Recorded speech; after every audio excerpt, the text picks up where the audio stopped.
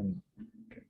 Okay, so yeah, the floor is yours. Thanks for the patience, and yeah, that's please. Yeah, the floor is yours. Okay. Thank you very much. Thank you. So, very good morning, everybody. I am Sharik Hussain, and I am extremely thankful to the organizer for this wonderful opportunity. And it is indeed a very new experience for me to work across different time zone and across different locations. So anyway, we have tried our best to get some insights from the data. Though it is not completed, we couldn't frame anything of much higher caliber, but still some of the preliminary results are in front of you. All right. So it is a joint work, but I am presenting on behalf of my other group member. So, right. Uh, I'm not able to transit from one slide to another. Is there any difficulty? Uh, it's frozen. Sharif, do you share your presentation or screen? Because sometimes it doesn't work because of that. It is shared, but I'm not able to move between the slides. Maybe you can just try to exit from the presentation mode. If there is this a PDF or Yeah, it is on the presentation mode. no, but try to exit from it and go like in a standard standard Okay, view, maybe. Oh no, now it works. Yeah, good. It Now worked? it worked. It worked. So yeah, I think it was just yeah. So anyway, sorry for the disturbance. I'm back here again. So our research question was very broad in sense because we wanted to have the some insight from the data to understand the ongoing dynamics, and then we wanted to frame it further with an improvised version, right? So our question was, does sentiment towards diet results in attitude shifts, or it is an interplay of several other factors that is ongoing? And if it is evident from the tweet, so we can map it and cast some analysis from it, right? So we tried, and then we found that it could be an interplay of several other factors, but we have to confirm it with another hypothesis or some probability measures. So anyway, it is just data insights. So first of all, the data description is like this. Earlier, I have taken the raw data and I tried to fetch it through Python. So it was resulting like this. But there was so much to do in this. Then I tried to fetch some important columns and get an insight from it, right? So following this, I captured few of the important columns related with labels and tweets, and I got this result that most of the sentiments were positive against negative sentiments, and around 73% of the sentiments we found were to be positive and 27% were negative. So there could be some neutral also, but after cleaning the data set, we try to get the neutral one also. Then we try to map the tweet distribution in order to know how the distribution goes so that we can move ahead with that. But it was like as other distribution, like it could be a histogram, but it is a decaying type of curve. But so we can see that the first peak was very large regarding with the number of word counts. Now, then what we did, we tried to eliminate missing data, duplicate data we treated, then stop words were cleared, letter repetition and other things were there that we tried hard to get it clean as per as we see. Then we constructed some word clouds and n-grams and tried to capture whether there is some intricate links between the word occurrence or some network structure, or network structure is revealing some ongoing dynamics. So we will try to address these things in the forthcoming slide. So this is the visual of the index and n-gram tokenization of the data. After several levels of cleaning and performing analysis, we got some text tokenization and then n-gram, and we got bigram data. I mean, we performed an analysis and then we got the bigram data. And this was with the clean data. This sentiment was mapped with the clean data. And we also find that the positive sentiments were in dominance as compared to negative. And then there were some sentiments that are of neutral in nature, or maybe yes or no, like it could be of any type. Then from that, we move towards emoji sentiment analysis, and I think we have learned some of the things from today's lecture, and so it would be a beginner's experience, but we tried. So it was like emojis, then texts and sentiment score, and according to the nature of the sentiment. Based upon this data, we tried to construct a hist plot, which resulted like this, that most of the tweets related with the happiness, or we can say it is contributing towards positive sentiment, and it is found like this. However, there were also some negative sentiments which we tried to separate in it, and this is visible from here. We can see that most of the data sets are along the positive direction of y-axis, which indicates that these are capturing the positive sentiment analysis. As already we have mentioned that most of the data, that is around 70% or 73%, is having positive values in nature. Similarly, we can see a little portion, like you can even visualize it from the plots, that there are just 4 or 5 plots going along the negative y-axis, which is representative of the negative sentiment, that is around 20-25%. So here we can observe that this emojis sentiment analysis is also capturing the sentiment of the overall data. Beyond this, we tried to measure the word occurrence, and then we got so much of data. I mean, I'm extremely sorry for it may be not visible to you because it is of a very small font size, but what we have observed that the first thing was coincided with the 7th of April, which is like World Health Day or some health event, and most of the tweets were having positive sentiment on that day. So it is capturing like most of the users with their respective accounts tried to comment something positive, and it was the time when COVID pandemic broke and people were taking several measures. So it is also visible in the forthcoming bars, right? We can see that here is COVID-19 also. But overall, with the arrival of with the outbreak of pandemic and information sharing with tweets and uh, the measures that we are trying to impose, so tweet and other such media work facilitated the flow of information from one users to another user, or one to many users, which made these things very much feasible to adopt, and after adopting, to stay in positive well-being in order to save themselves from pandemic, or maybe because earlier the vaccine was not developed and people were suggesting that you have to have a very positive outlook, change in lifestyle. These were the measures that were instructed, because at that time the vaccine was not even thought of.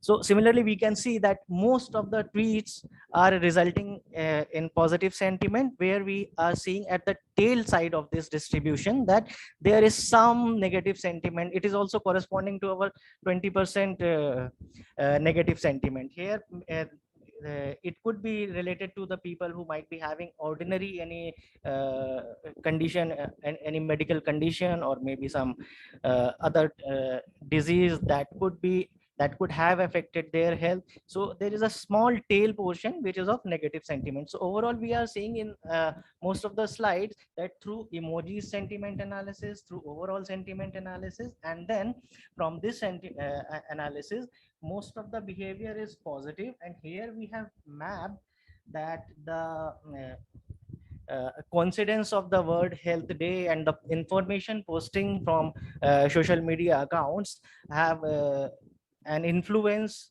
or that have resulted in people adopting more positive vibes from such information. Later on, we move to construct the most commonly used word that is related with the data set, which was saying diet, and then amp, it is related with some supplement. In those days, people were using some supplements in order to increase their immunity, not to get affected by any disease.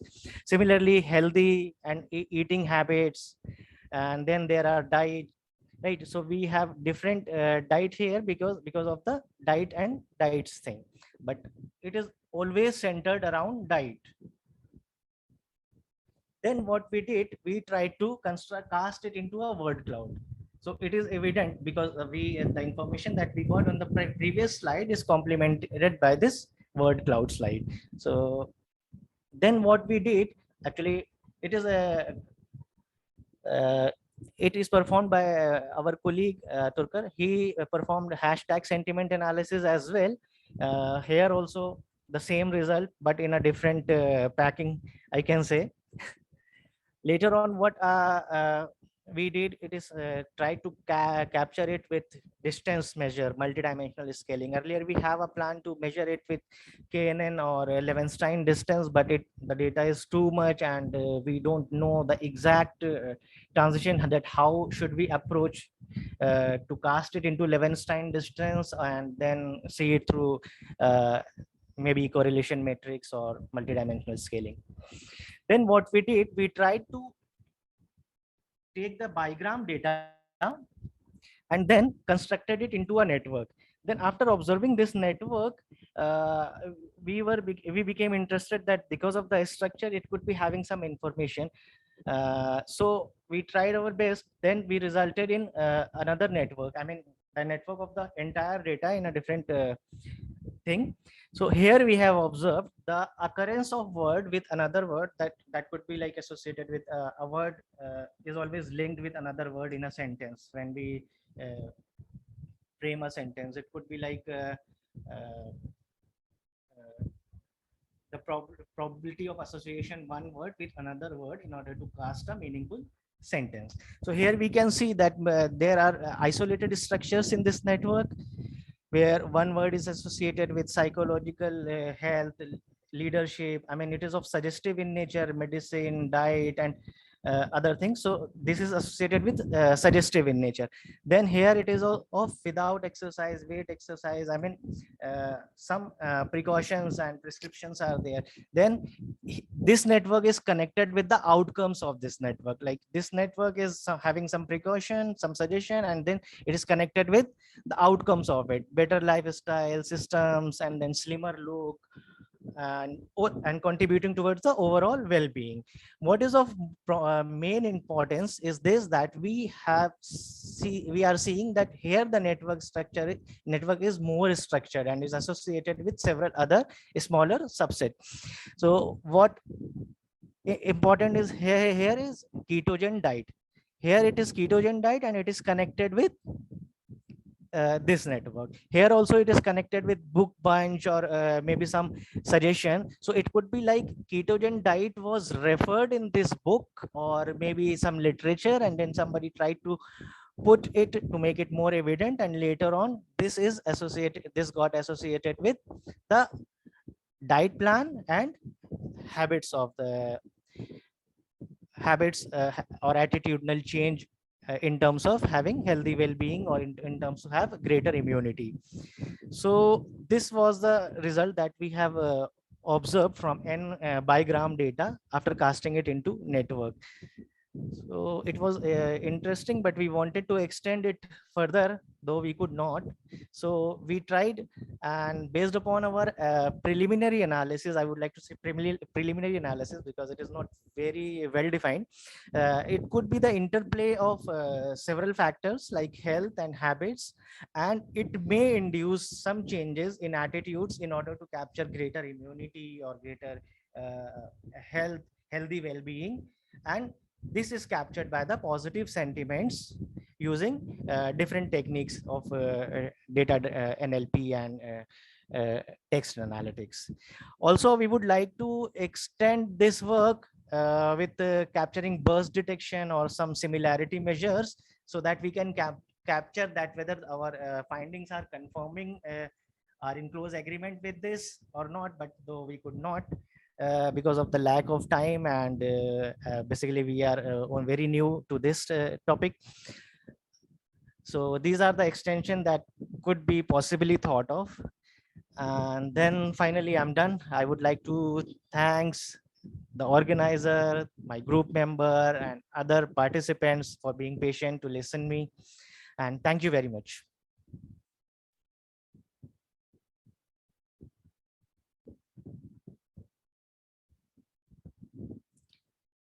Are there any suggestions to extend this work further? Because we would be happy to have any suggestion or feedback. Yeah, so yeah, thanks again. Sorry, I think I was muted, so probably you couldn't hear the applause from the audience, but there was an applause. And yeah, questions or feedback or suggestions from the audience. Maybe one question I have is, so the sentiment analysis, which tool did you use to do the sentiment analysis? I mean, was it like online tool or something, a library that you used from Python library? I don't know, anything like that? Hello, I'm sorry, I couldn't hear the question completely. Can you please repeat it? Yeah, so maybe you can hear me better with this. Which tool have you used for the sentiment analysis?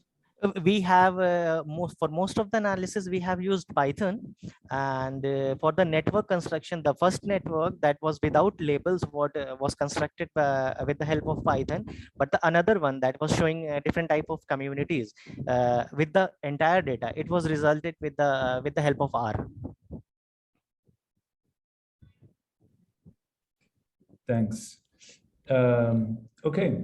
So yeah, maybe for the sake of time, since we are 7 groups to go, so I would thank our speaker again. Thanks, Sharif. Thank all the people in the 8th group, the online group. Thank you all. And then we can get I would say group 1 to join the presentation. And so please, speaker of the group 1, which I would say. So, all right. Thank you very much. Thank you. Thank you, Mikhail. Yeah, so group 1, sentiment news. Okay. Okay, so now for the email, I think unfortunately we need can you email to Cinemis, because I'm using a different sorry. Yeah, it's so let me share. Stop sharing. Yeah.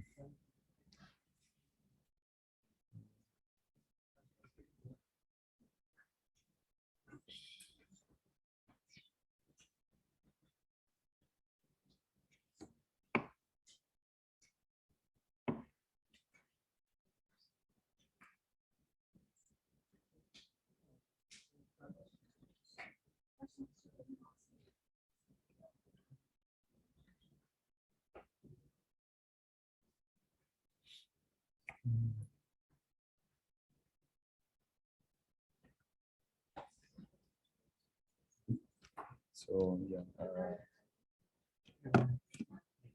Yep, it's here. Yeah. Yes. I think we can, maybe you can open it directly in. Okay. Right. No, I just download it.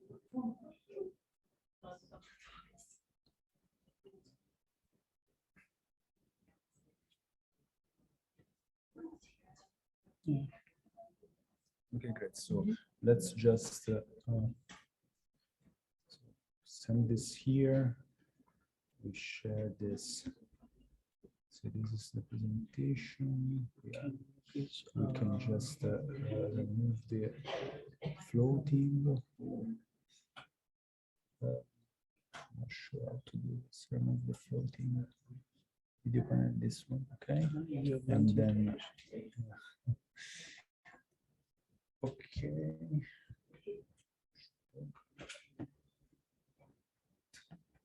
Okay, yeah, because this is PowerPoint is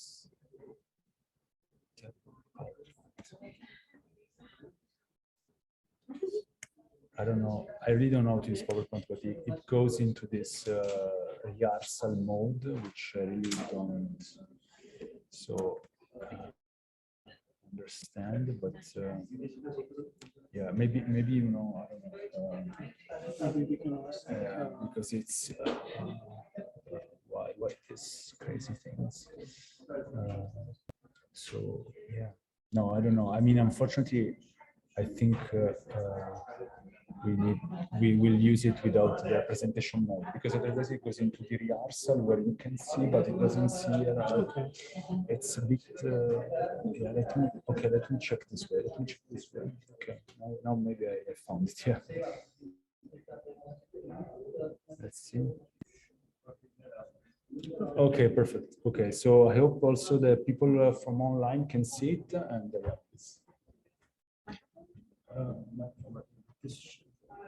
maybe you can use this one. Yeah. Okay, so I can put it here maybe. Oh, okay, I'm not used to it, but this would be my first time. Point it to your face. Yeah, okay. Okay. So thank you, everyone. First of all, I would like to take this opportunity to thank the organizers and to the wonderful people that I've met, and yeah, and thanks to God for the wonderful city of Istanbul, because this is one of the reasons that I came here. So we used the Ukraine-Russian conflict dataset. So thanks to Elena for not letting us waste our tweet count on the Twitter API. And we try to investigate the sentiments on the most debated topics related to that conflict. And okay, so let's talk about dataset. This is the original count of dataset that we have here in the first row. And after removing the duplicates, we ended up with the following values. So we may get a better sense of the most debated topics. So there's no repetition of the tweets that we have. Yes.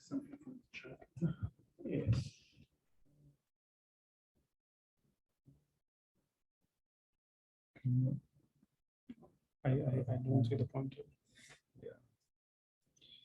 So let's see. I don't know if there's maybe it's nothing. So I don't know. Yeah. Okay. Nothing. Yeah. Okay. Yeah. Okay. So it's better maybe if someone else checks the chat. Maybe.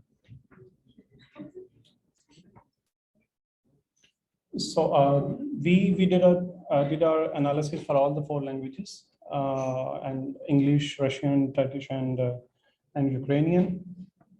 And we wanted to identify the most debated topics, since the dataset is of 4 days.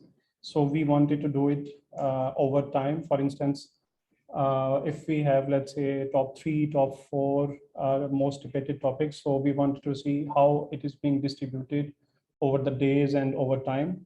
And last but not the least, we wanted to identify the sentiments across those topics across different languages.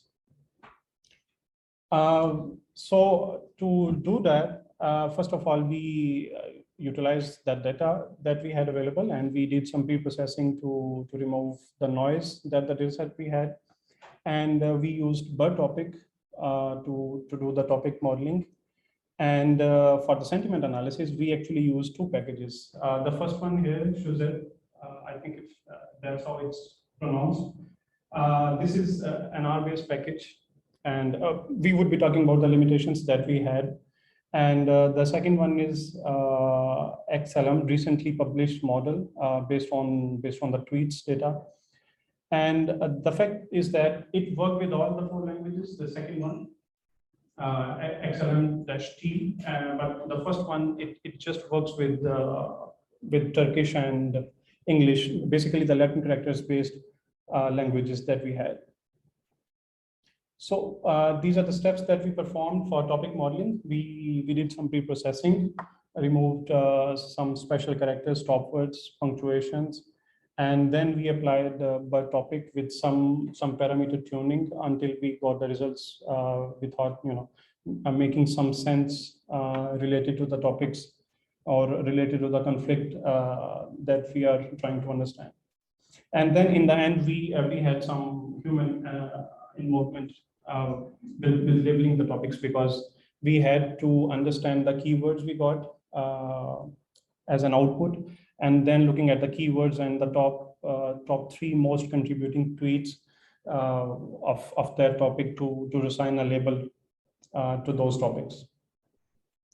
So we did this analysis for all the 4 languages that we had, and we created 6 intervals for the data set of 1 day, because we had the time series data, and we did it for each day. Then we understood, we tried to create a flow of users across topics, so to understand and show how they are talking about some particular topics on day 1 and let's say on day 2. And then we did some analysis, but for English, Turkish, and using Suzet package, and then for all the languages using the second one. So this is for the English language. This is a distribution of the topics that we extracted. And on the day 1, we have multiple topics. We have some diversity, but on day 2, day 3, and day 4, all the most repeated topic is definitely war, and it has dominated all of the topics. So this is not just that there were only 2 topics, but the others did not make much sense, or they were not related to our topic under consideration. So on day 1, there are 2 most dominated topics: gas prices. Everyone was affected, yes, and war has gained some momentum at the end of the day 1, and then it has dominated across all the rest of the days. Sorry, it seems because from the online they see this, so for some reason. So I don't know why it's not the same. But yeah. Now we can do this. Yeah, for sure. And this is the flow of users from topics on day 1 and till the day 4th. And we have some diverse topics. Unfortunately, the presence of these topics is very minimum.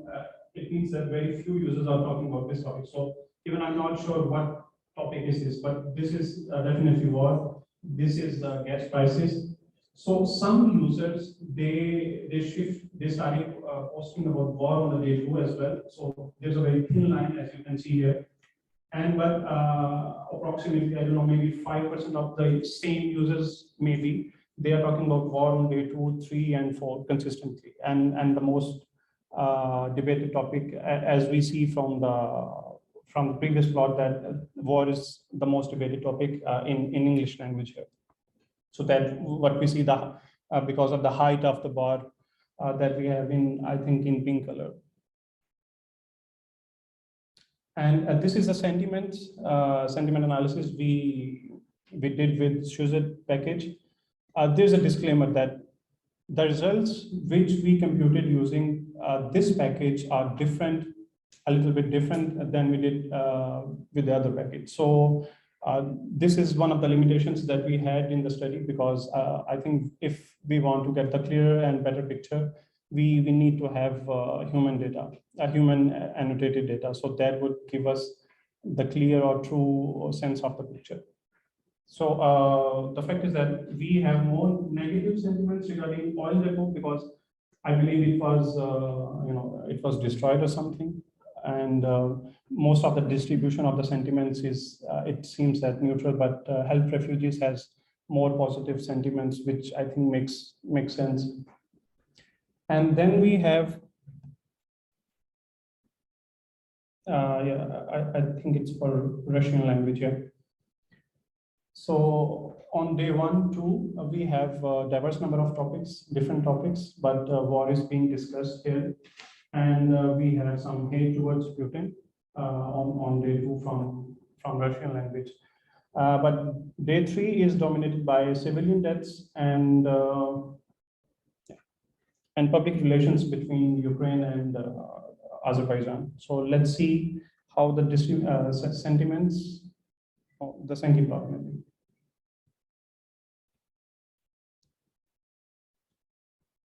Yeah. So this is the flow of users from one topic to another on the course of 4 states. So we see some changing dynamics on day 1 to day 2. Some users are trying to change their topics. And now all of them almost, they went to civilian deaths, and it is being discussed a lot, as we saw in the previous slide. And then almost 20% of the same users, they are now talking about Germany military aid. So this is how users move from one topic to another over the course of 4 days. And this is from Turkish language. And I mean, I guess the locals would relate it with more, maybe. It would make much more sense to them. So we have Turkish-Russian relationships. This topic has dominated the rest of them. And then we have Putin being discussed a lot on day 2, and then Cold War memories. Not good one, I hope. And then they were discussing foreign policy a lot more than peace, I think. So this is how they talked about these topics. Since Turkish-Russian relationships were being discussed a lot on day 1, and then the users changed their preferences on day 2, but they eventually joined the topic Cold War memories, which is being discussed a lot, and then we have foreign policy in the end. And we have some sentiments for Turkish language using the package in R. And aid has received positive sentiments, but we have some armed conflict with negative sentiments at day 3. Yeah, okay, I don't know what I did. And this is the last one. So a lot of solidarity is being talked about the Ukraine conflict with Russia from the Ukrainian language, and we have. Thank you. Ta-da. Thank you so much. And they discussed about defense operations on day 2. And then we have war crimes on day 3 and day 4, which have dominated all other topics mostly. But we have some other presence as well. For instance, military defense operations and NATO and international support for Ukraine. And this is the preferences of users from day 1 to the rest of the days across different topics.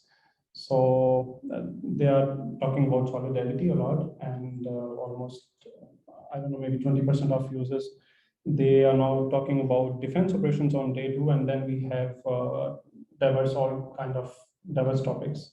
But at the end of the day 3 and 4, they are talking about war crimes. And these are some of the limitations. There might be bias involved in labeling the topics for sure. That goes without saying. But if I believe that if you know the ground realities, if you are, let's say, Russian, that would help a lot more in labeling those topics. So I believe that while working with a particular language like English or Russian, Ukrainian maybe, and regarding the topic that you are talking about, it would be a lot better if we have some kind of ground truth that may help us mitigate some bias. And we talked about that, we just use some kind of unsupervised method for sentiment analysis, and we will see the sentiment scores of the second model that they are a little different than the previous one. We did not have engagement metrics because, as I discussed with Yelena, that the data was extracted while it was being streamed. So, for instance, if we now extract the same data, we would have some kind of engagement on those tweets. But meanwhile, it was being extracted. They did not have significant engagement. And for the sentiment analysis, with Suzette, it only supports Latin character set. So we could only compute the sentiments for the two languages. And this is the second model that we used to do the sentiment analysis, and these are some of the results. And it only had the output as positive, negative, or neutral. So unlike Suzette, which has a score till -5, I think, and on the other end till +5. So we see that there's so much negativity, understandably, about war here. And refugees have received more positive sentiments, and some of them are neutral as well. And for the Ukrainian one, we see so much negative sentiments, understandably, again, about war crimes on day 3 and day 4, and about solidarity as well. I don't know why, but that's the problem with using unsupervised model. I mean, this might be true, but you don't know for sure. So on with the Russian language, this is something surprising, because opinions about war, they look more positive. I don't know why, because like I said, that you need to have some ground truths in order to understand the data better and the results better. But we see a lot of negative sentiments about some of the topics. For instance, this one is war, and this one is gas prices. So everyone, I assume, that spoke negatively about the gas prices.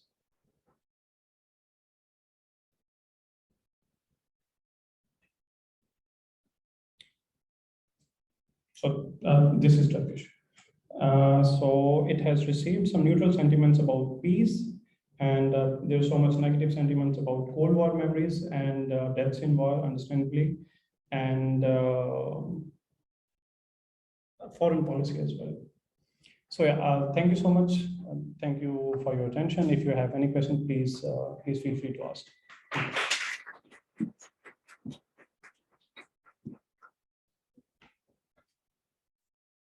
So thanks. Yeah. Thanks so much. I think that well, maybe someone wants to ask a question. We invite already person from group 2 to join, and maybe if you have the presentation, send it to Cinemix if you have not done it already, so that we can load it on the laptop. So group 2, which one is group 2? Okay, good. Thank you.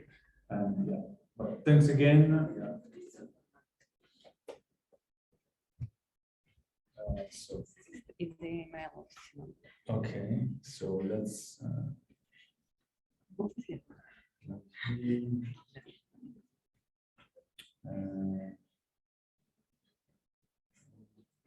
Yes, Güneş. Yes, no, sorry. So now, sorry, but I don't like PowerPoint.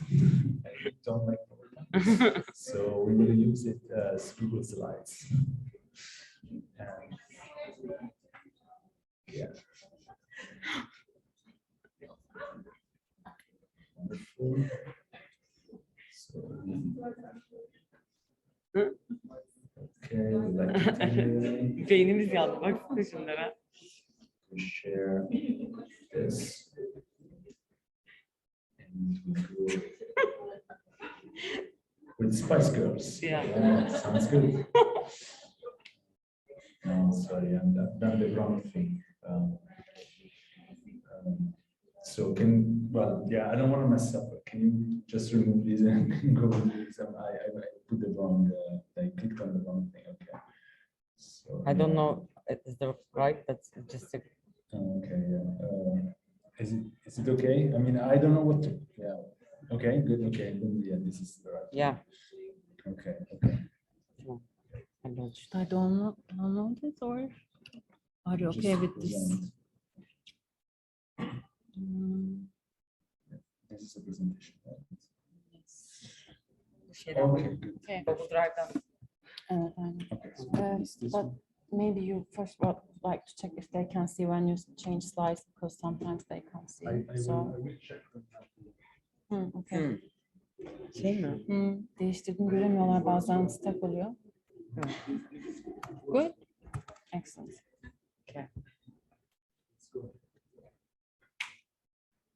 Hi.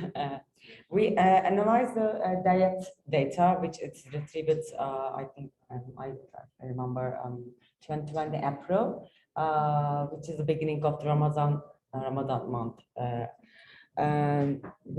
Our research question is general about identifying the topics in the diet data and then exploring the sentiments towards each data. To perform our analysis, we conduct the LDA topic modeling and the rater sentiment analysis. We prefer rater sentiment analysis because the rater sentiment analysis generally takes into consideration the negation words and the intensifier, so that produce more reliable scores in terms of sentiments. This is our, as I said, the Ramadan. According to topic modeling we conduct, we specify 12 topics. Actually, we benefit from the LDA tuning package to specify the optimum number of topics. We label the topics. The first topic is generally about the future plans of the diets, which kind of things they will do in terms of dieting. Jellyfish is a very interesting thing. We see that because the most of the users talk about the jellyfish as a diet food. And then the third topic is about the dieting jobs. Of course, as I said, the data is retrieved during the Ramadan. So the topics fourth is about Ramadan. Again, we find the topics of dieting facts, advice and support about the diet, and supplements and meals people generally prefer for dieting process, how they conduct their diet. Keto diet as another topic is most frequently talked about. Again, it is the COVID term. The quarantine is our another topic we see. And the user generally talk about the potential benefits like well-being and stress and some like these kind of things. And the diet announcements means that I will start diet in this way, in that way, and so some kind of dieting announcement and saying. Here in the code, actually, we use a function which filters the features in terms of TF-IDF, actually. According to median value, this function eliminates the unimportant words. First, we filter our document term matrix, and then we use this reduced matrix, supply this reduced matrix to the LDA function. So it makes us to interpret the labels efficiently, because there is not so much words to be considered when considering about and determining topics. Generally, this jellyfish, interestingly, is the mostly discussed and taught topics in the tweets, and it's followed by the future plans. I think every one was to make a diet and make announcement about it. Quarantine, as expected, the data related to about the data time. And dieting jokes is very interesting. I think there are many jokes about the dieting. Also, we, as I said, conduct a rater sentiment analysis. The general algorithm produces a compound value ranges between the -1 and 1. And as you guess, how much you need close to the -1, it's a negative document, and vice versa, the positive document. Generally, as we see that the supplements and the meals as positive topics, but to be sure about whether there is a significant differences between sentiments within each topic, we conduct the chi-square test actually.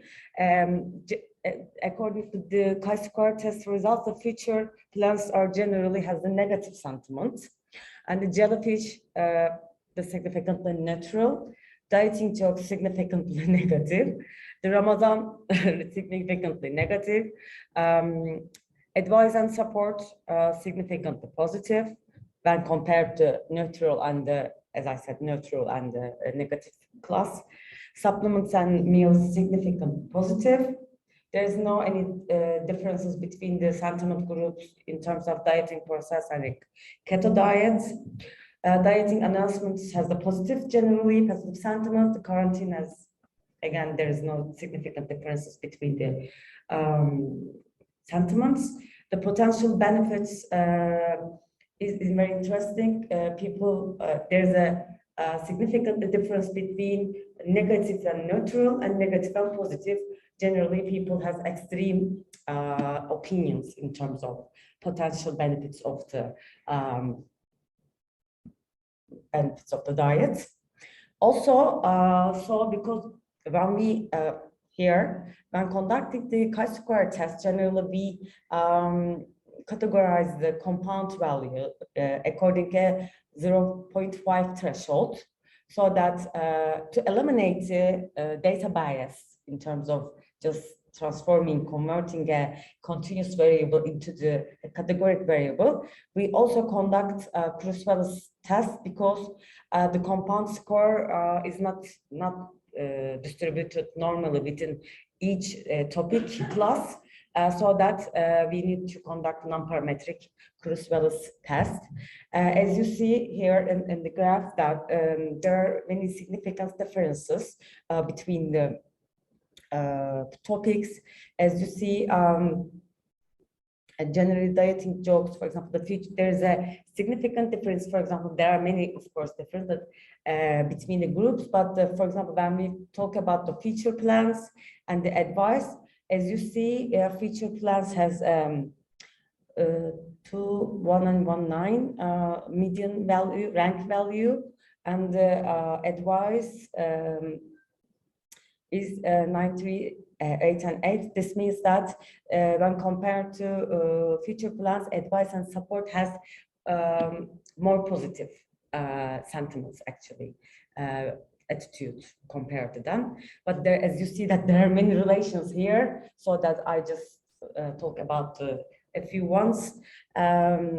But as you see the previous analysis again, people generally have positive sentiments or attitudes, opinions towards advice and support, and then many generally negative to do future plans. I think this is all. If you have any question.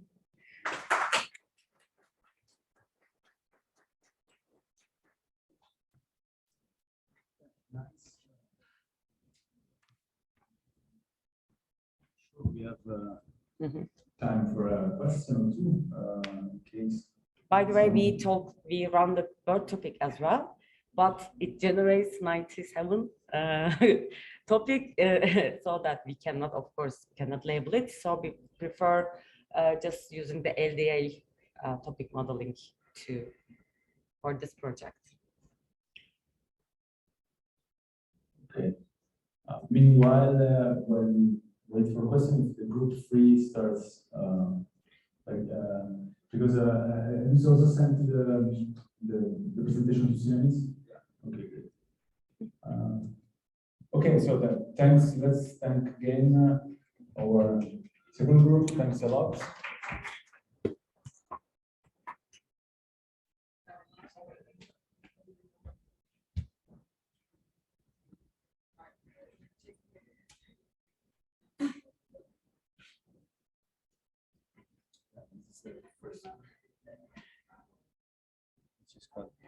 That's Quite another obvious. PowerPoint, yeah. Easy to distinguish. It's PDF. Okay. Okay, perfect. Yeah. Okay. PDF, good. Yeah. We like the PDF. Yeah, it's It's okay like this or? I think you can also do it Presentation. like you show it like with the Shift L. You show it in a single page.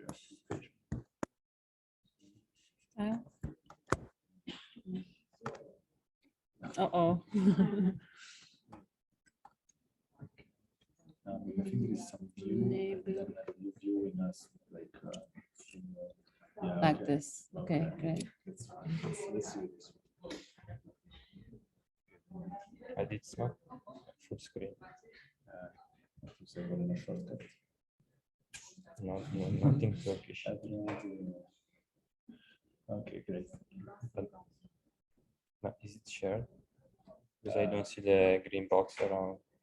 It's not sure. Let's go. Okay. Zoom. Okay, but here the green box is there, so I don't know why. This one. Um,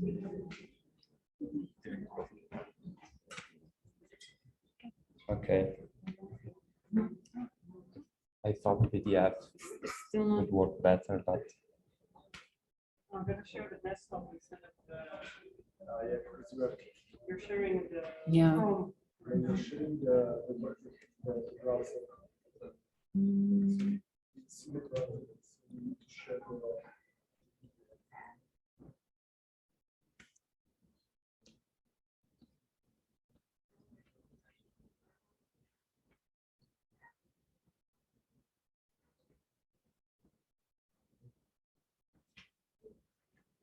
Have a Cursor on mind. top. Just toggle your cursor. Hello, hello. Oh, there it Okay, is. that one. And then you'll say, thank you. Show this. Should be this. It's okay. Thank you. okay. Okay. So we are group 3, and the members are Ulash, Gabriele, me, David, and Emir over there. And our project is about measuring sentiment in Wikipedia articles, the case of 2022 Russian invasion of Ukraine.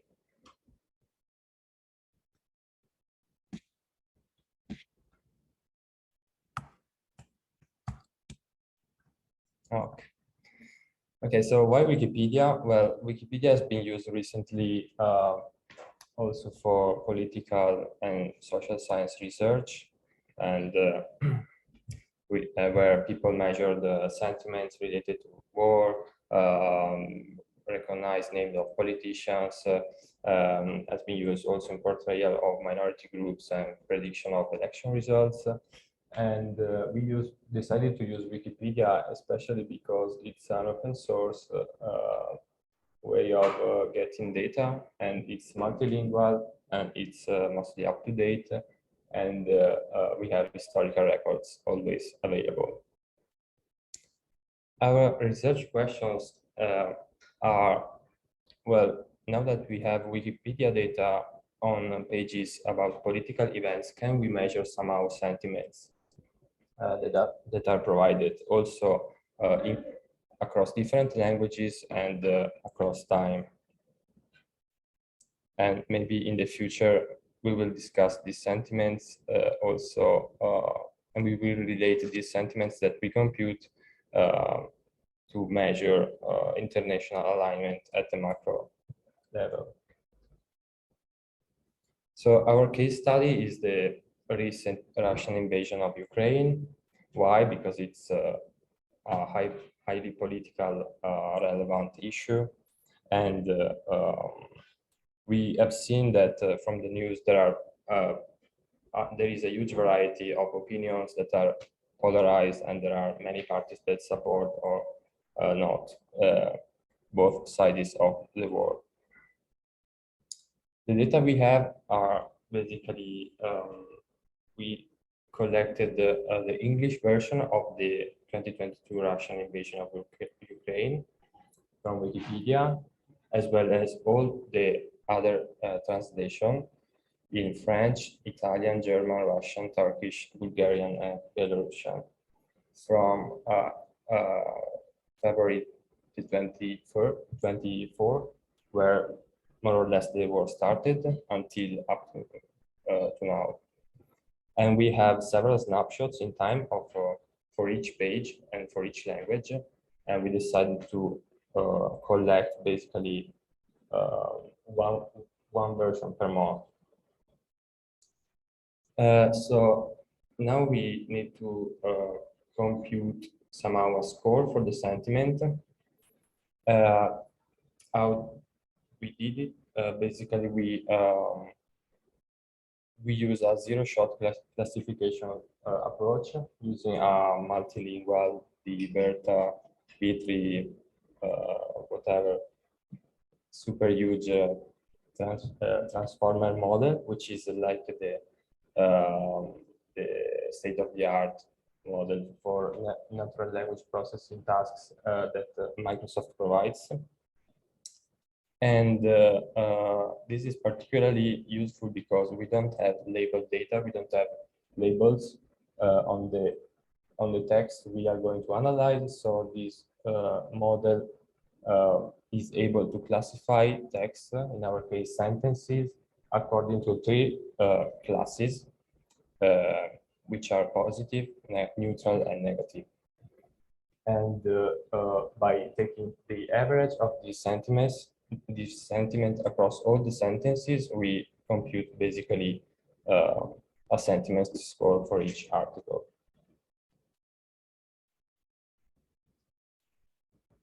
Yeah, so I'll present you some of our findings,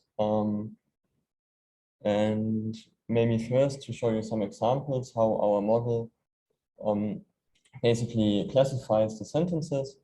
And the first example would be the invasion caused Europe's largest refugee crisis since World War II, with more than 9.6 million Ukrainians fleeing the country. And our model would now give the sentence a probability of, let's say, 85% to be negative, and then also probabilities for a neutral or positive label. And then we would select the label with the highest probability. In this case, it was the negative one. And for this, now we have, as Daniela said, for all sentences in the article, a label of negative, neutral, or positive. And based on this, we now calculated for the most recent version of the Wikipedia article a sentiment score. And as you can see, the scale of the score is from 1 to -1, 1 being positive, 0 neutral, and -1 negative. And on the x-axis, you can see all the languages of the Wikipedia article. And we also included kind of a control article on NLP on the right-hand side. And you can see that at least, so our model managed to kind of classify the NLP article as rather positive, and the articles on the Ukrainian invasion as negative. And what's also cool is that we can see that there is some kind of variation in the Wikipedia articles. So not all of them are neutral, and they have variation in their negative sentiment. So unfortunately, or maybe this is something for future research, it's not easy to interpret what really is now negative, because we can see the English article is basically, according to our model, the most negative one. But right after, there's the Belarusian and Russian article and the German one, with the French one being the least negative, basically. And what we did next was we wanted to study if there are changes over time. Here we have one important limitation, namely that so the model took quite some time to run. So for these classifications, we only took the first 50 sentences of each article. And as you can see here in the top row, for the Turkish article, we have basically only one change in sentiment, meaning maybe the article wasn't changed after this first modification, or maybe the change didn't yeah, appear in the first 50 sentences. If you look at the English article and the German article, you can see quite nicely that in this period from May to June, there was a drop in both articles. So maybe one event happened which was incorporated in the Wikipedia article. Yeah, but overall, for this to be, yeah, that we can interpret this this historical evolution of articles, we would probably need to take the whole article into account, because the structure of articles might differ. So we just don't know actually if these first 50 sentences are always the same. Yeah, discussion. In general, I think we could show that regarding the most neutral, the most recent version, that Wikipedia isn't really neutral, at least not according to our model, on this war subject in different languages. And this is something we probably should look more into. But for this, we would certainly need a more mixed methods approach and to study the Wikipedia pages more in depth.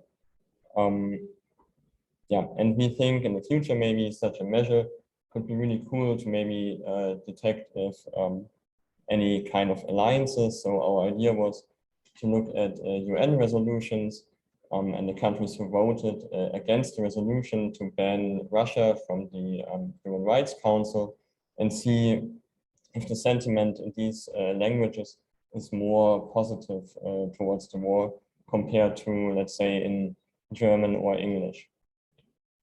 Yeah, so this was our project we worked on, and yeah, if you have any questions, feel free to ask. Yeah, thanks. Yeah.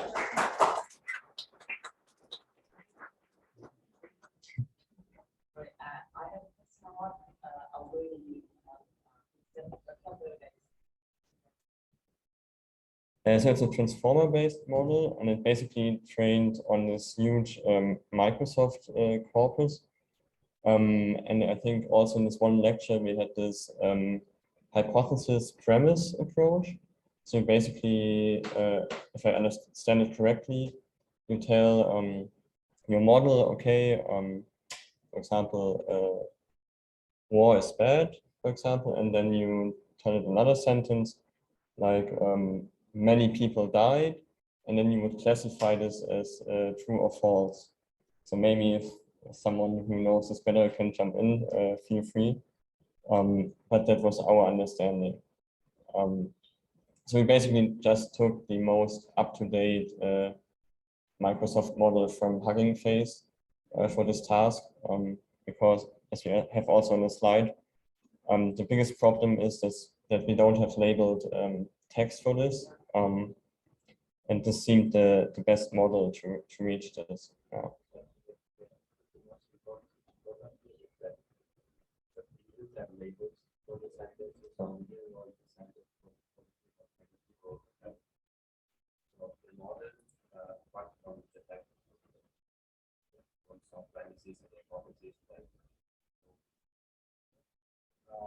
Without retraining the model, or without fine tuning, just the classes, whatever classes you want, like and the models can classify the sentences. Yeah, right.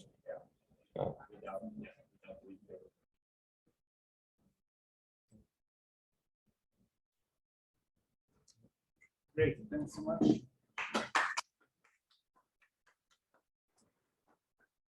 So I think it's time for group 4, which worked on predicting education levels. Right. Yes.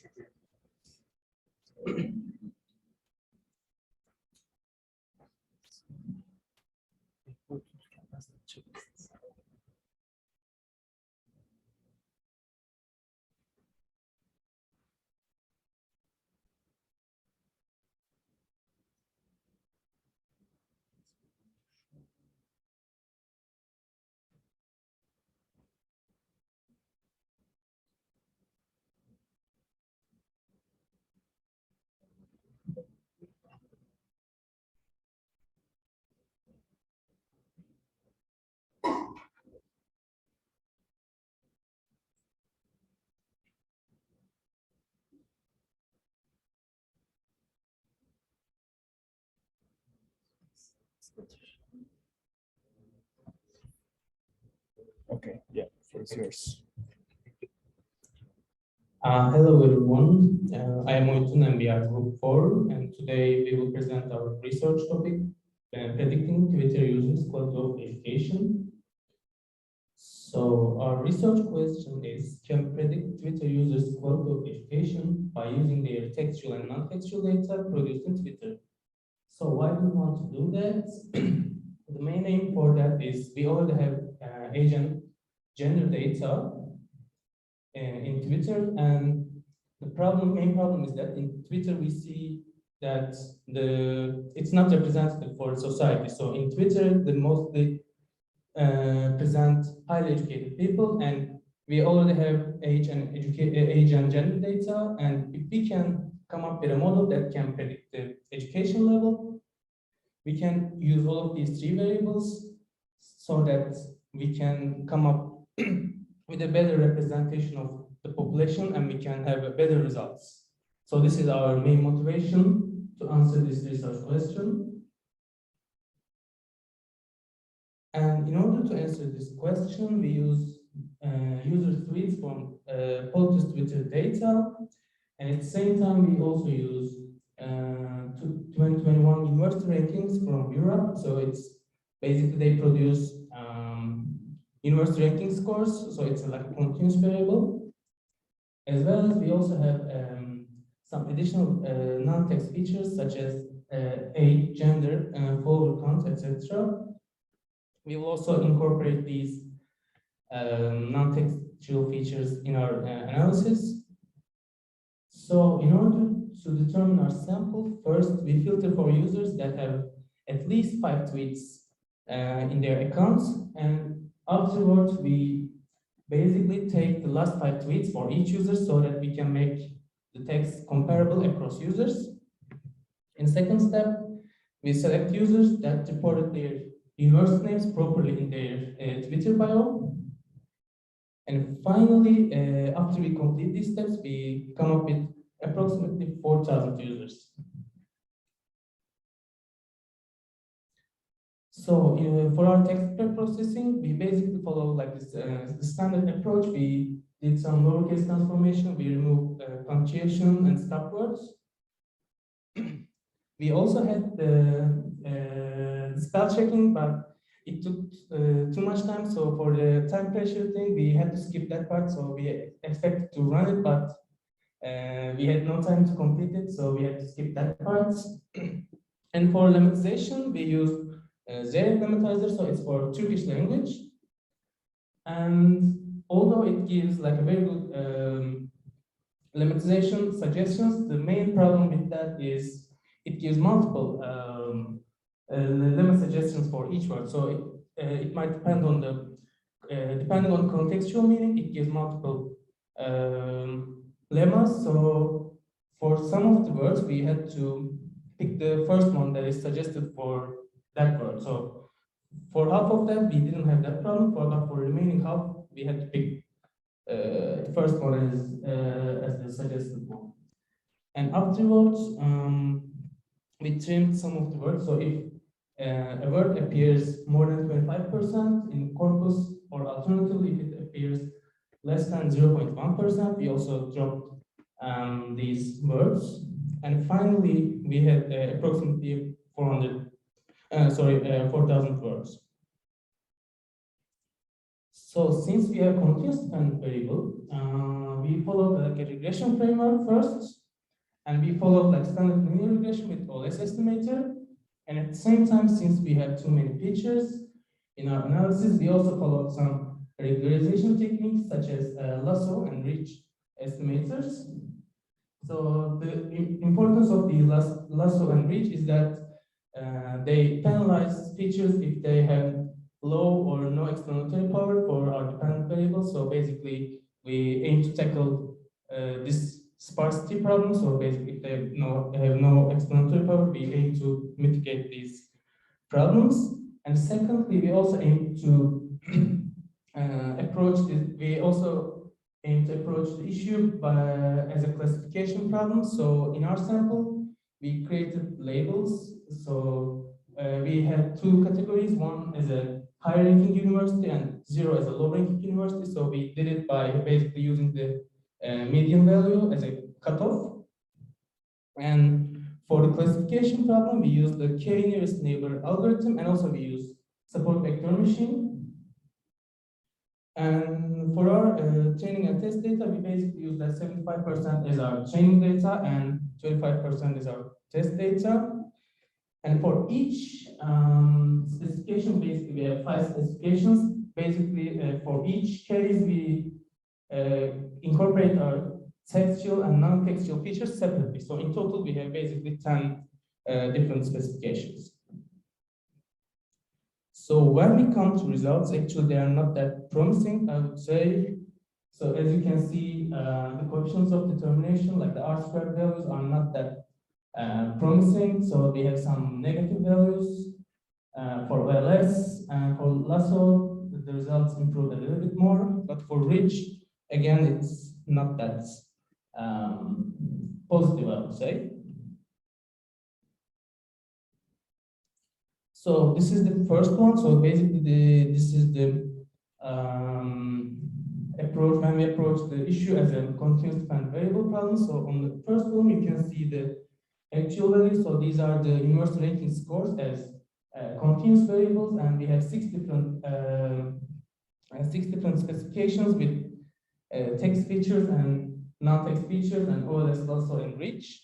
And as you can see, they are not that close actually. So when we look at these, I don't know, values, they are not that predictive, unfortunately.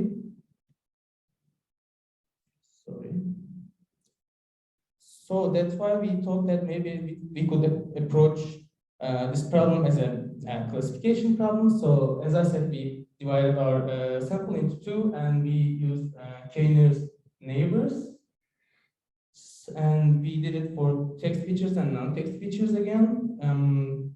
And on the graph, you can see that the y-axis we have accuracy, and on the x-axis we have number of neighbors. But basically, we plot everything for different specification for number of neighbors. And although there exists some convergence, like between training and testing accuracy, actually, again, the results are not that promising. So still, like for textual data, actually, it's just slightly above 0.5, which is not that good. You can see.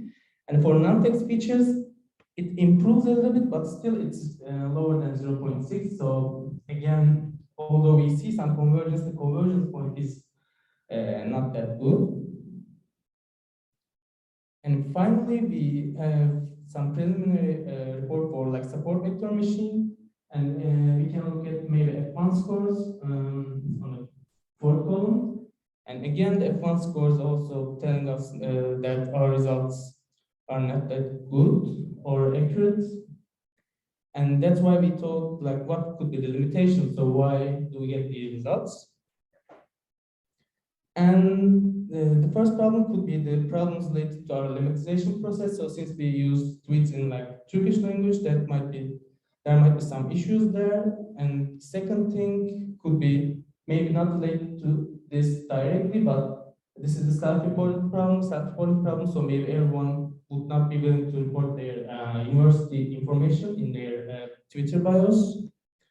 And thirdly, we didn't manage to incorporate textual and non-textual features together. So we had to use them separately. So this could be another thing. Maybe it would improve our results if we could incorporate them. And finally, I think that there are some features in previous studies that are used, such as image and network, but we didn't have them and we didn't use them in our analysis. So this could be another potential problem. And this is basically the end of our presentation. And if you have any questions, feedback, or comments, we will be more than happy to hear that. And thank you.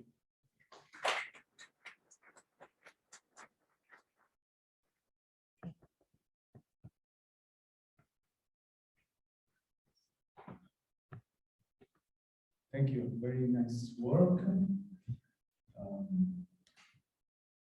So we can then have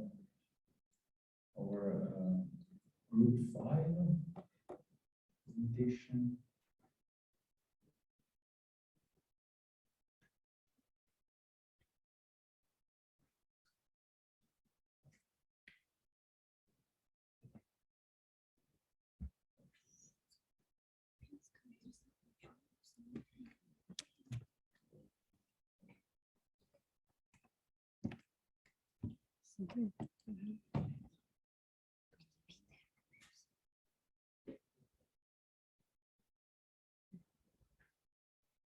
Paylaşalım. PDF'leri de tak tak geçince geçiyor. Orada geçecek mi? Böyle kaydırmayayım. Bakalım. Nasıl değil mi? İstemişim. Dene bakalım. Use the mic.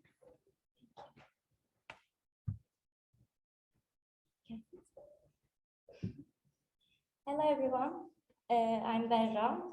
Today we would like to present you our research project titled What does the Turkish public think about the potential opposition candidates for the upcoming election? Comparative analysis of sentiments towards potential candidates in Turkey and topic modeling of tweets. To begin with, I want to share our team members with you and thank them for their great effort and motivation. So here's our outline. Firstly, I would like to start by giving brief information about the political atmosphere in Turkey. And secondly, I will share our research question and hypothesis with you. Then I will leave the stage to Melih, and he will introduce our data set and methodology and share our results for sentiment analysis. And then finally, we're gonna share we will end our presentation with the discussion part. Okay, first of all, let's start talking about the political atmosphere of Turkey very briefly to make sure that we are all at the same page. The new presidential election is planning to be next year, so we can see its reflection on the society and of course on the social media, of course on Twitter. So there's a huge debate concerning the candidates for the election. As we know, the debate is mainly concentrated on two alliances, which are People's Alliance and the Nation Alliances. The candidate for People's Alliance has already been determined, which is Recep Tayyip Erdogan, is from the ruling party. However, candidate for the Nation Alliance has not been assigned yet, so the biggest debate is actually here. Who is going to be the nominee for the election? There are three potential candidates which are being heatedly discussed. First one is Kemal Kılıçdaroğlu, who is the leader of main opposition party. The second one is Ekrem İmamoğlu, who is the mayor of Istanbul, and finally mayor of Ankara, who is Mansur Yavaş. So here is our first question. Do the sentiment towards candidates affect each other with a focus on the candidacy of Kemal Kılıçdaroğlu? Our hypothesis is an increase in the support for Kemal Kılıçdaroğlu decreases the support for other candidates. It seems really straightforward at the first sight. When there is an increase in one of those candidates, we expect to see a decrease for the other ones, since only one nominee is selected for the candidacy.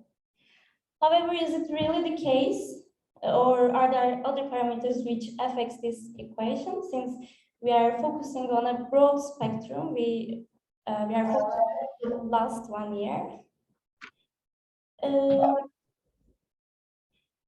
We conceptualize support here with sentiments. So we decided positive sentiment as a support for Kemal Kılıçdaroğlu and vice versa for the negative ones. Why do we choose this topic? So this is a really hot topic in Turkey nowadays. It is being debated in social media as well. Also, since we are living in Turkey, we also wonder what is the sentiment behind this election and the choice of the candidates. So I'm leaving the stage to Melih for the data set and methodology part. Thank you.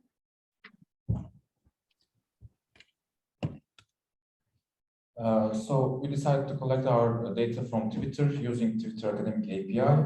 At first, we thought collecting data from a year from July 1st, 2021 to 2022. But then, as Berat said, because this is a hot topic, we thought that it should also be discussed in this year's July. So this is the time period.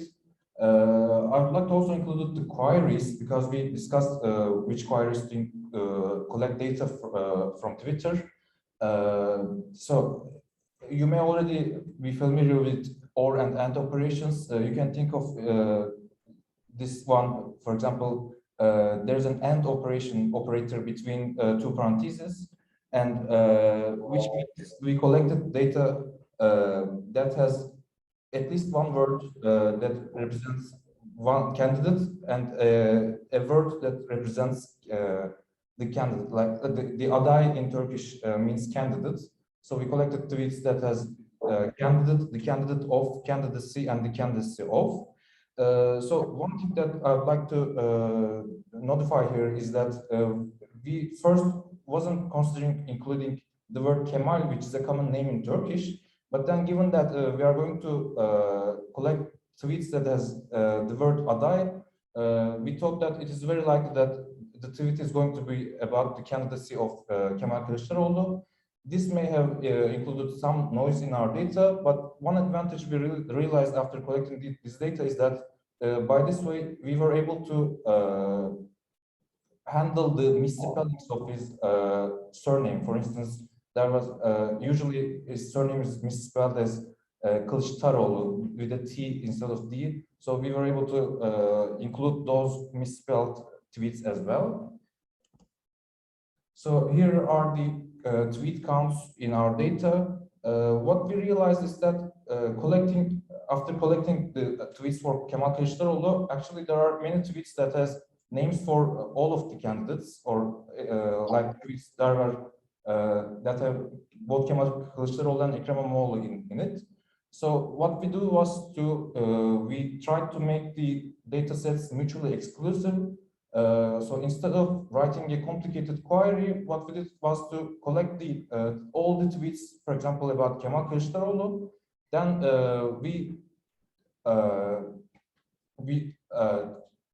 what we did was to like from using Twitter tweet IDs, we excluded all those tweets that are at least in 2 of the data sets. In this way, we came up with this filtered tweets column, and these are the tweet counts. I also want to include tweet fields in here because although we use only tweet texts, we collected any field or in Twitter what Twitter calls expansions. So these are, I'll come back to this at the discussion slide, but these can be used for any further research, especially like we also have user IDs, and these can be used for network analysis, for instance. This slide shows the tweet counts over time. Although we are interested in sentiments, tweet counts gives some idea about the popularity at the time of any of the candidates. We usually, I think there's mostly a correlation between the tweet counts for each of the candidates. So having collected the data, I'll talk about the methodology of the sentiment analysis a little bit. For the sentiment analysis, we used the BERT-based Turkish sentiment model from Hugging Face. It was one of the most used Turkish models in Hugging Face and the most used one for the sentiment analysis. It gave 2 labels, positive and negative, and a score for each of these labels. Like each tweet had a negative and a score between 0 and 1. What we did was to multiply all the negative scores with a -1 so that each tweet can have a score between -1 and +1, instead of like 2 different scores for 2 different labels.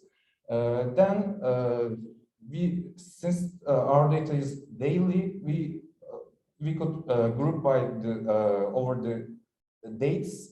We took the mean of daily sentiments and monthly sentiments.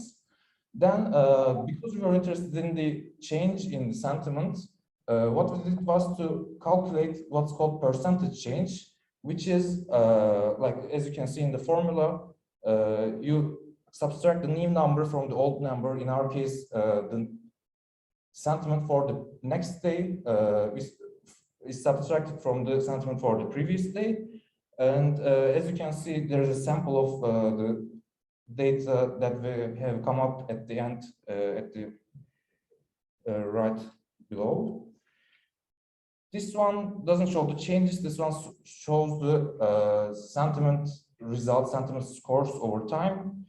And what I would like to mention here is that, as you can see, most of the data is below zero. And we already realized that looking at the negative counts. So it may be because of the model. The model may not have been the best fit for our data, or it may be because the political discussions are usually negative, have negative sentiments. This is also one of the discussion points that I will come later back. So this one shows the daily percentage rates that I showed how we calculated. So we first plotted it and this one and show the very high peaks around the April, and we'll look what happened around there about Ekrem İmamoğlu. We came up with this one. This was a highly discussed event at that time. So what we did was to, we didn't remove the outliers, but we replaced them with the mean to be able to come up with a better plot. So this one shows the modified version of this one, of the previous one. And these are the plots, but we also try to come up with some kind of statistic that compares the change in sentiments for each candidate. So we looked at the correlations. The left one shows the daily percentage, daily change. The right one shows the monthly change, and monthly change has only 12 rows for each month. So this is not a reliable metric on the right, but the one on the left is, I think, a more reliable metric, which shows, given that the models, everything we did was right, which shows there is not a really high correlation between the changes of sentiments towards each of these candidates. So they are not really related, given that our analysis is right. And I will leave the stage to Işık, who is on the Zoom. If Işık can hear us. Yeah, I can hear you. Can you guys hear me? Yeah, but I have to leave the microphone here, right? Okay. Okay. Okay. So I'm going to be talking about the topic modeling part of the research. We were also wondering which narratives or topics are potentially going to be causing the demise or potential, positive side of every candidate. So we tried to perform topic modeling, and to perform topic modeling, first we had to do pre-processing. First we lowercased every tweet, and actually we performed the topic modeling on only Kılıçdaroğlu tweets because of lack of time, but for the future research, we're probably going to be applying them to every possible candidate's tweets. And then we removed mentions and hyperlinks and removed punctuations. We de-emojified the tweets and removed numbers. We tokenized tweets, removed stop words, and we actually didn't have the time to normalize the tweets, and that's why perhaps and then in the next slides you're going to see some weird Turkish not normalized tweets.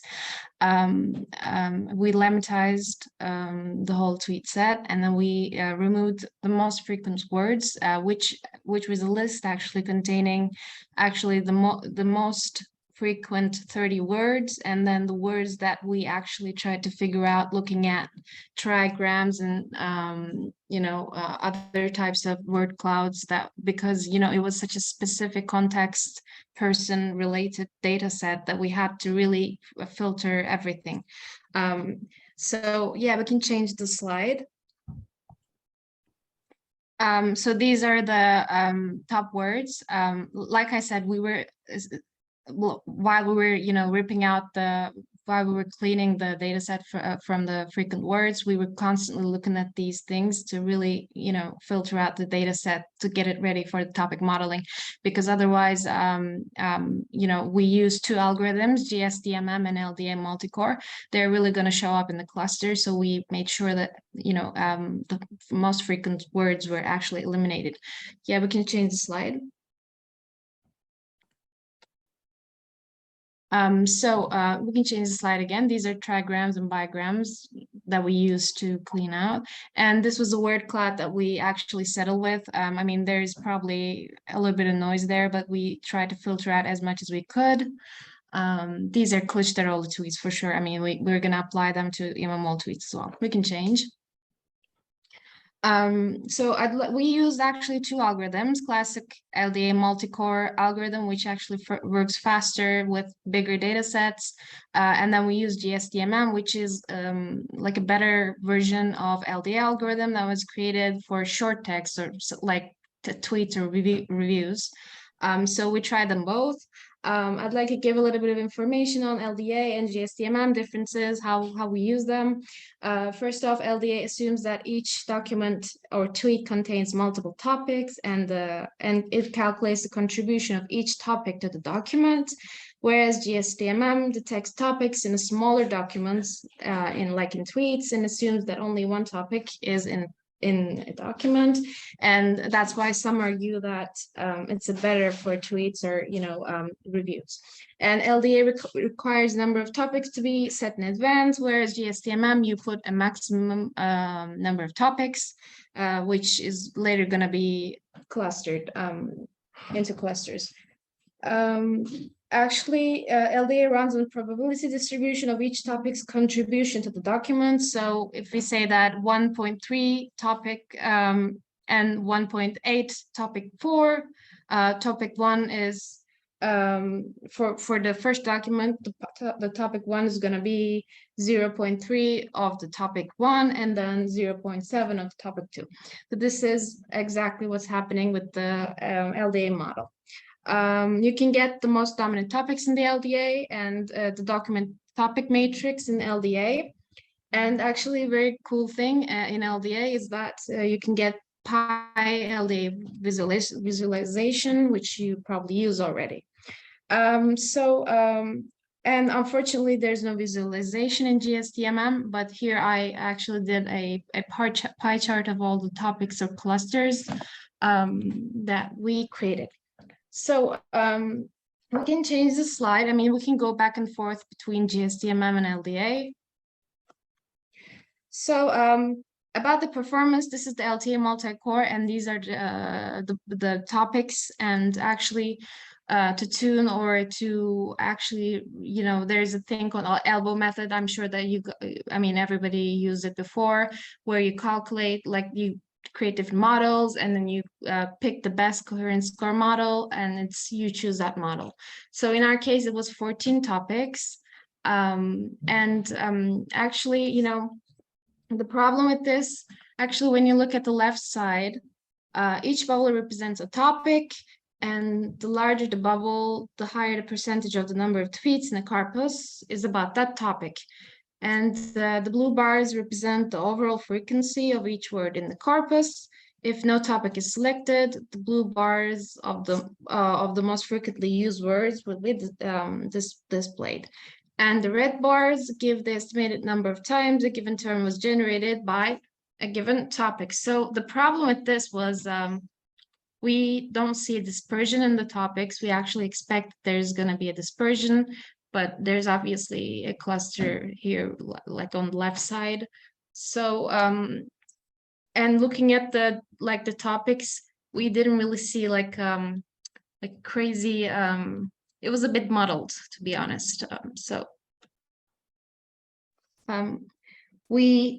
I think we found better results with the GSTMM model. Can we go back to the GSTMM, please?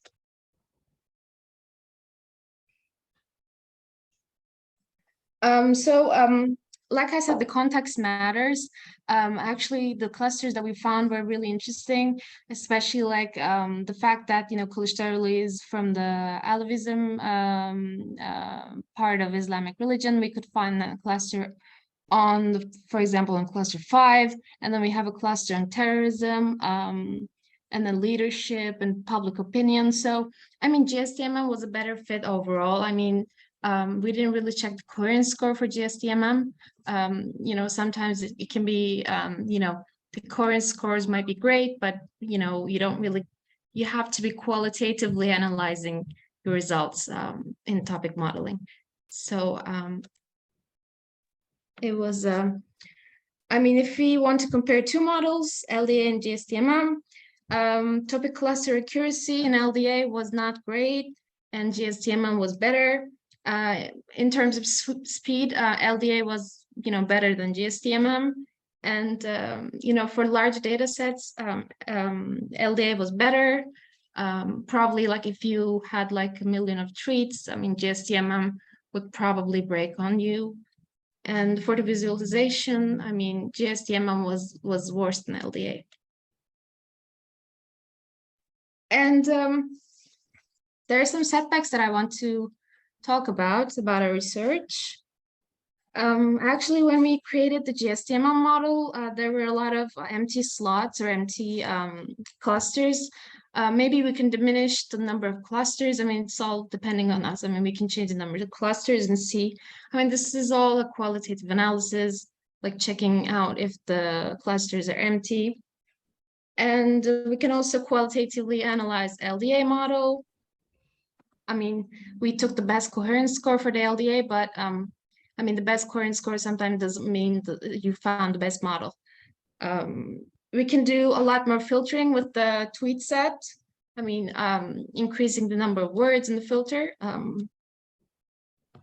And one thing that we didn't do is we didn't normalize the data, and that really created a lot of noise in the topic modeling, probably. And we didn't use the non-negative.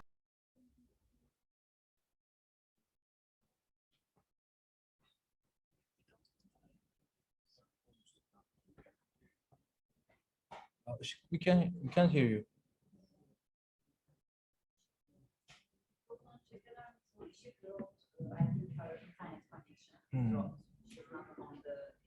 Okay.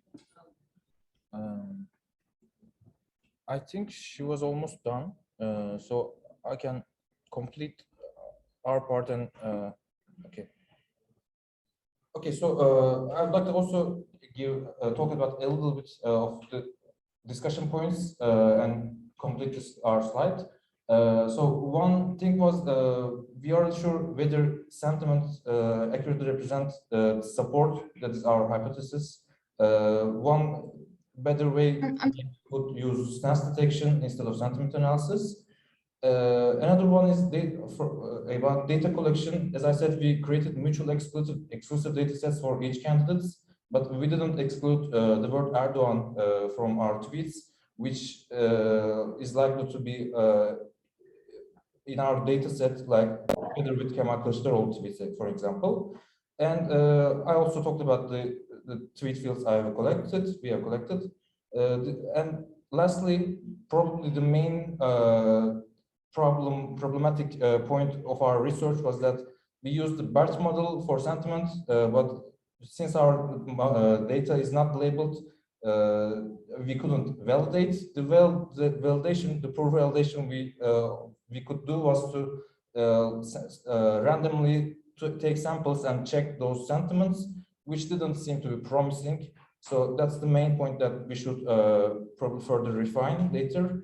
And we are also taught about our aggregation methodology, or rather our methodology for the checking the changes in sentiment. That should be also considered and maybe changed later. That's all for our side. Thank you. I'm really sorry. My connection was really terrible. I'm sorry. I have a couple of things to add. Actually, we were talking about like for creating a time series for every narrative that we for every actor, so that we can see how each and every narrative change in time. It could be count of tweets, it could be sentiment score for tweets. We're looking to do that, and then we still didn't nickname the topics because it takes a lot of qualitative work. We're going to do that. Can you hear us? Yeah. Yeah, okay. Sorry, I think we just, your colleague closed, so finished the presentation because, yeah. Time pressure. For time pressure, yeah, just so that. Yeah, I know. I was just okay. one more. Okay, sorry. Just one more sentence, I'm sorry. And if there are any, suggestions other than coherence scores to measure the accuracy of topic modeling, that feedback would be very much welcome. And thank you so much, my friends, everyone. Thank you. Thank you. Yeah, thanks so much. Yeah, great work, lots of work. I have a question. Yeah, there is a question. As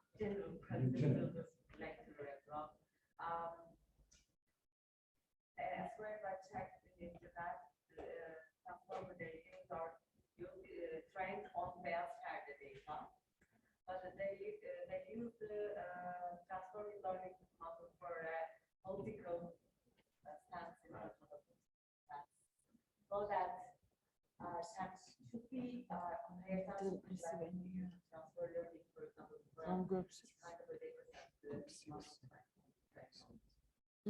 No, yes. So the vectorization maybe will change according. This is important for example, this is actually that we should, as a researcher, planning our research, you planning to use transfer learning model, data-based model, on which data set is trained and which purposes we will use. I don't know. I think that someone who's more expert on transfer learning to answer. Maybe because yeah, I think I have limited knowledge in this case for giving suggestions. Because in my opinion, automatically the vectorization, the representation of words differs. So that, for example, in past yeah, so that the vectorization of the representations of words are I don't know. I just recently make a reasoning and logical. I don't know whether you planning your research, for example, or such kind of concern for planning. General question for everyone. Yeah. I don't know. Critical bias. I think I can't answer the question, but if someone can, just very happy to let someone, or maybe we You can. should send it to Andre Pakistan. Yeah. You should send it to Andre Pakistan. So one of the lecturers. Andre, he presented Yeah, I think I yesterday. presented remotely. Yeah. And Ali will be coming to the drink session, I think, like in 2 hours or so. He will drop by. Yeah, today. So you can ask him as well. We're not talking about the same person. No, he said Andre, I said Ali. So Okay, I'm sorry. presenting another option. Okay, another option.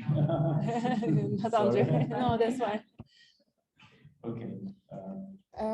Before the next group, the place that we're heading to is asking that how many people are we going to be. So we need to give them an approximate number who will be with us after. I mean, the plan is that we will have dinner here at the cafeteria. Then we will take the shuttle to West Campus and go to a pubish place. Stickies.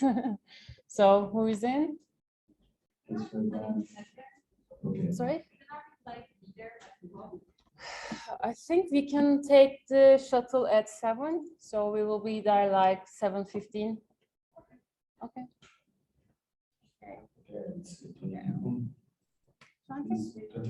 Okay, 20 to 25. Okay, then thanks. Thank you. Okay, so we move to group 6. Yes, it doesn't say group 6 in my email, so.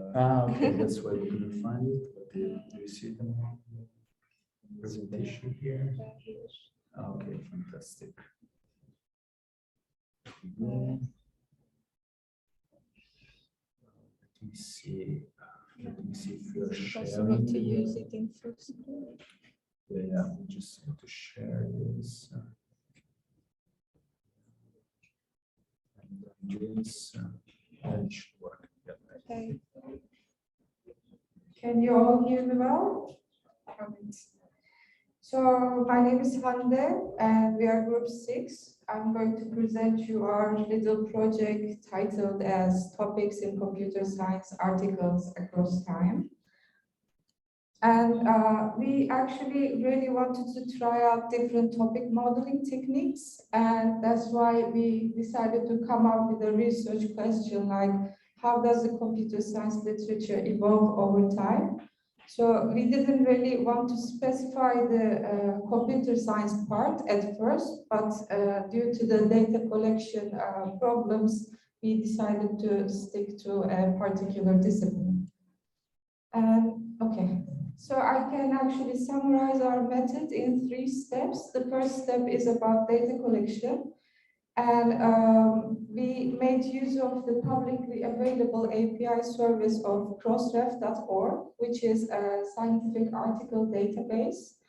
And to extract the data from the API, we made use of the R package rcrossref.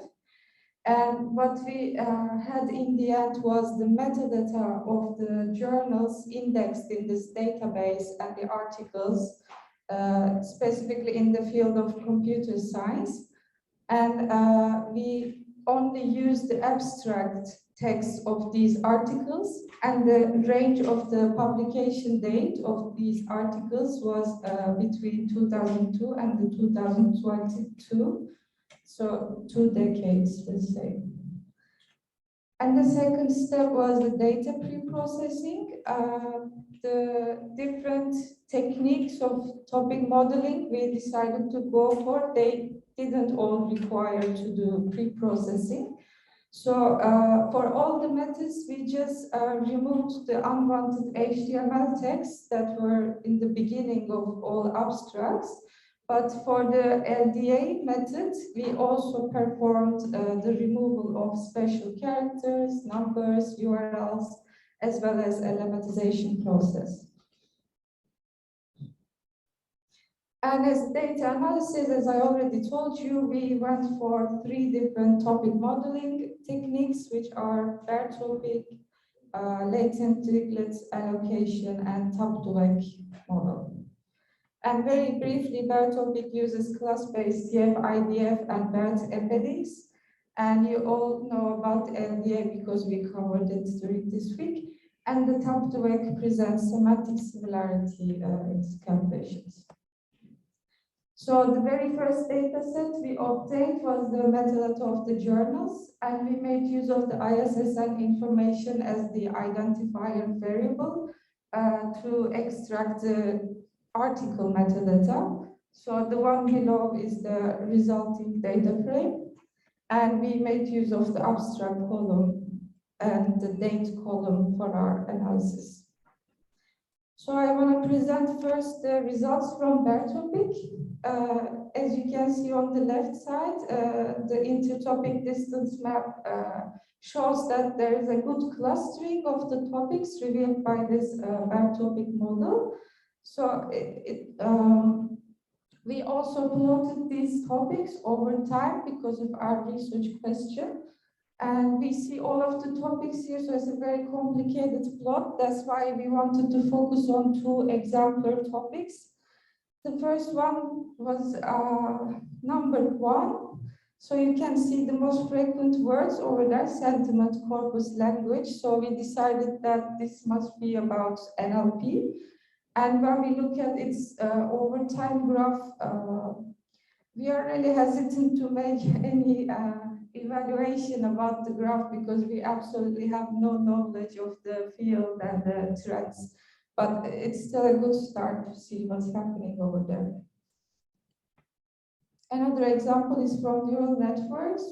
That's why that's what we wanted to title it, because of the words like spike, neural, neurons, noise and network, etc. You can realize that there's spikes and spiking because we didn't perform any pre-processing, and although the model was more or less good at extracting the words, we still see things like that there. And the second set of results I want to present comes from the LDA. So as I already told you, we performed the pre-processing steps, but this time we needed to predefine the number of topics, and we defined 25 based on our results from their topic model. This is the whole model, topic distribution. But because our real motivation was to compare the results from different models, on the left you see the same NLP topic from their topic, and on the right the same topic, we think the same topic from the LDA model. So you can see that the order of the words and their probability values are not the same, but they still capture the same topic. They can manage that. And it's again about another topic we think is neural networks. And the last set of results comes from the model Top2Vec. It's again an unsupervised technique. And this yielded 21 topics. And again, for the sake of comparison, we tried to find the NLP related topic, and it has more or less the same words, but in different order, as we already see in the previous slides. And this is the example from the other topic we already covered. So in the end, we think that the topics we obtained from different approaches were fairly similar and quite meaningful. But nonetheless, we found the transformers-based models like BERT topic or Top2Vec were more useful because we didn't really need to perform pre-processing or predefine the number of topics. And the LDA method really disregards the semantic relationships among words. But we also have, of course, some limitations with regard to our project. For example, the number of abstracts we had was approximately 3,400. And most of the data comes from 2015 and later, if you, again, remember the range. And it's possible that maybe the metadata weren't properly stored back before 2015, or maybe the database we chose doesn't really represent the field well. So future research may go for a better database to look at the same question.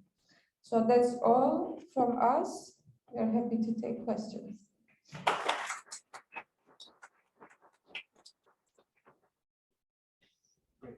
Excellent presentation. Yeah. And questions from anyone? Otherwise, we move to Final last but not group. least, number 7.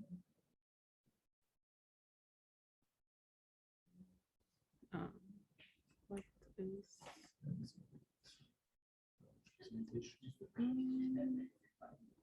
Google Slides? Why can't I open it? No, we know you can do it. I think we just have to some time.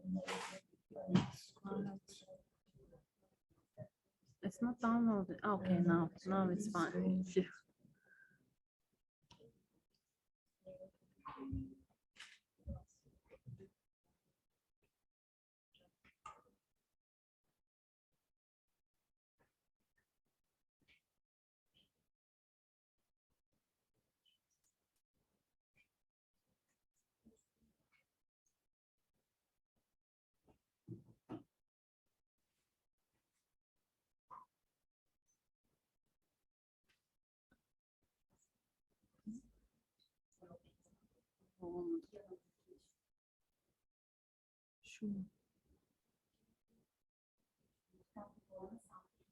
Şu.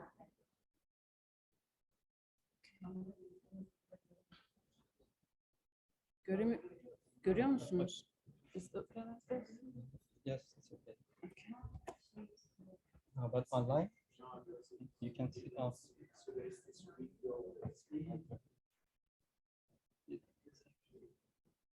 They see. Okay. Hello, everyone. My name is Erfan Shams from the Group 7. And our topic was aspect-based sentiment analysis on early tweets about the COVID-19 pandemic in 2020.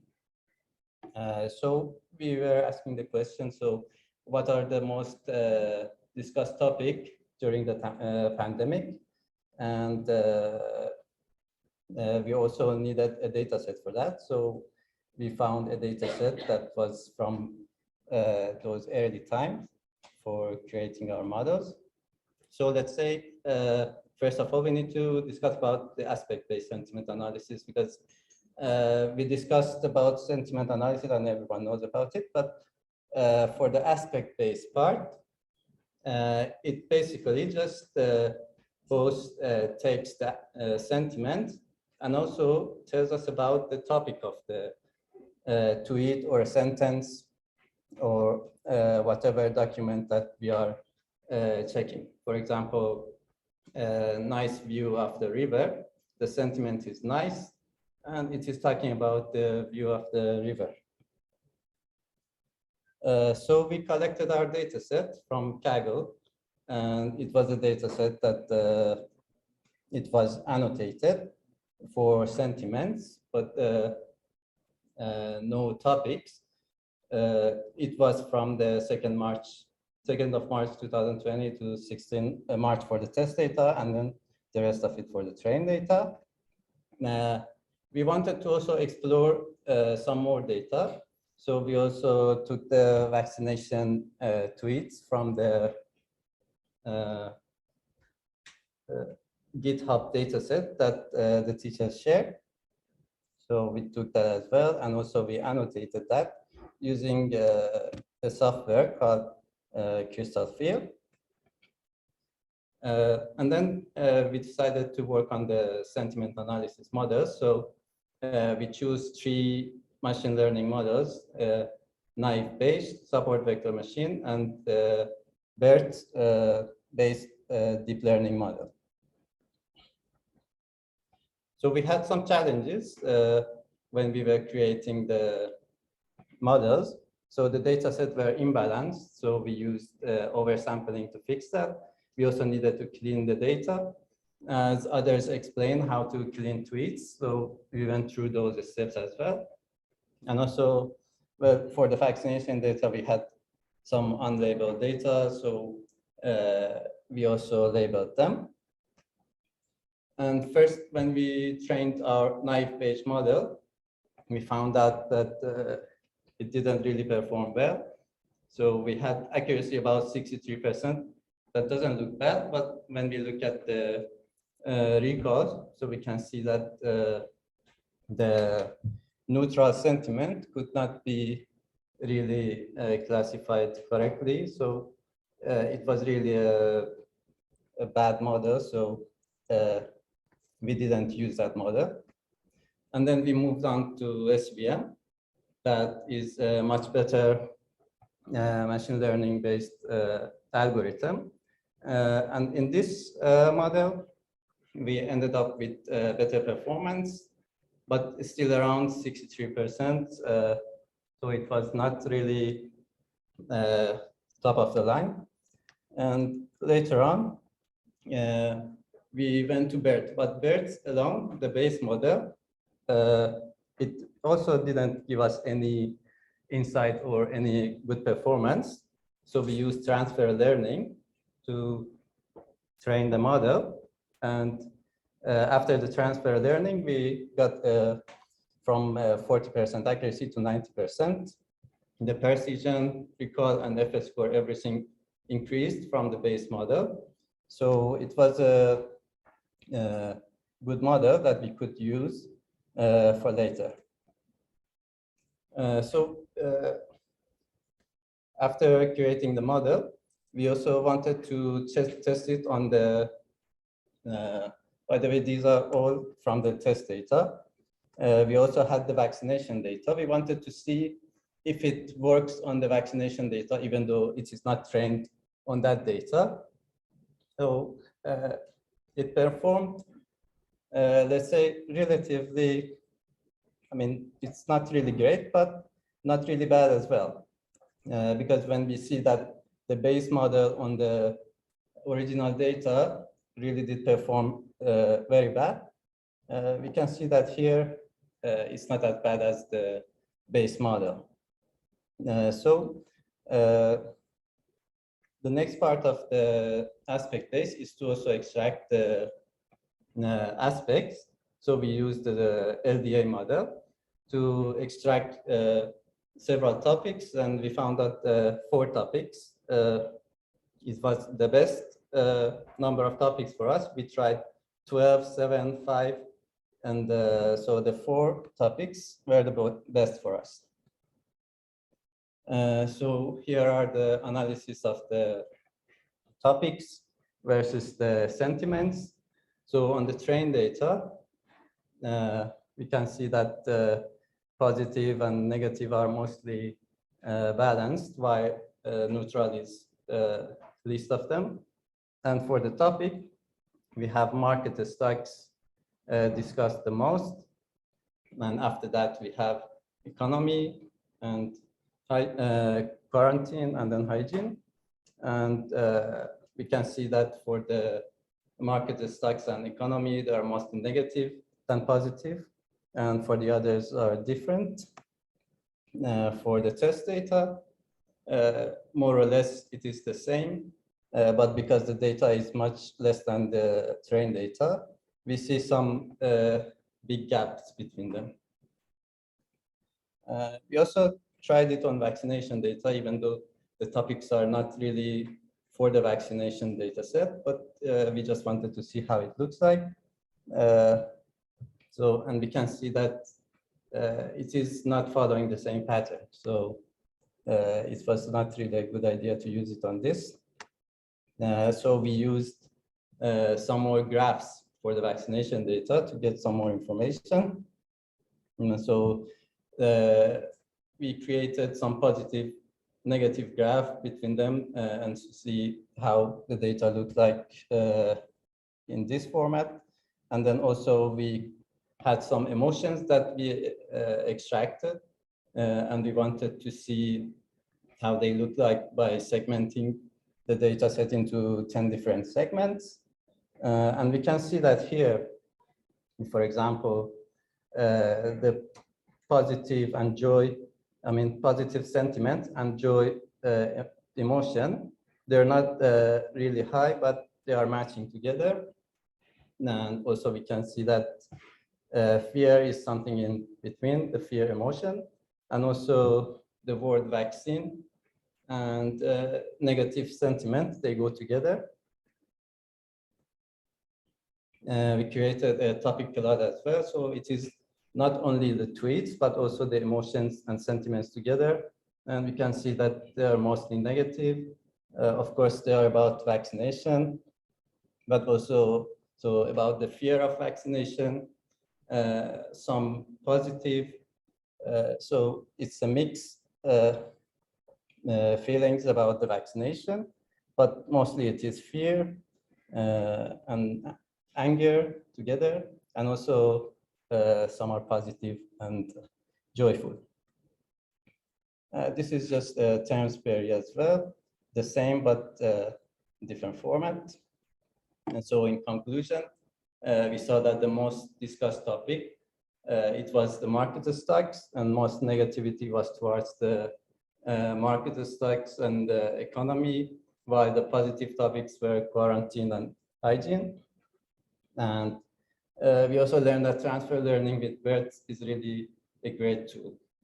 for sentiment analysis. Thank you very much. Thank you. Thanks so much. Questions? Yeah, if there are questions, there is a question. Yes. So after you did the modeling, I want to know how did you